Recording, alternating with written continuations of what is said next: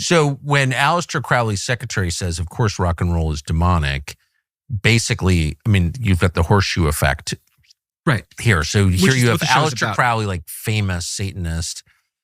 When his secretary says rock and roll is demonic, agreeing with like every, the famous every Baptist pastor, every kid who cried because his dad took his Emerson, Lake and Palmer albums in the 70s, I guess it all was very obvious, right? Well, that's how I knew I could finally make the show, is because there's. I mean, of course it's demonic. Like, duh. Well, I think a lot of it. I mean, you can't argue with Aleister Crowley's secretary. I think it's the main. That's right.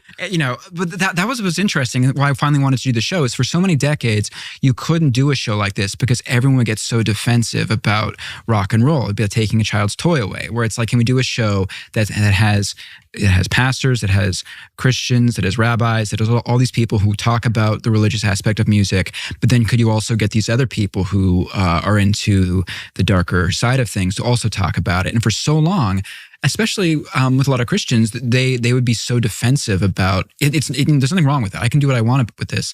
That you couldn't actually have made the show. It's only because rock and roll is, I'm going to be the millionth person to say this, is in many ways culturally dead or is so irrelevant that you can finally do a show on this. It's like, yeah, it actually did infect America with some kind of incurable spiritual cancer that led to where we are now. I mean, what was funny, there was a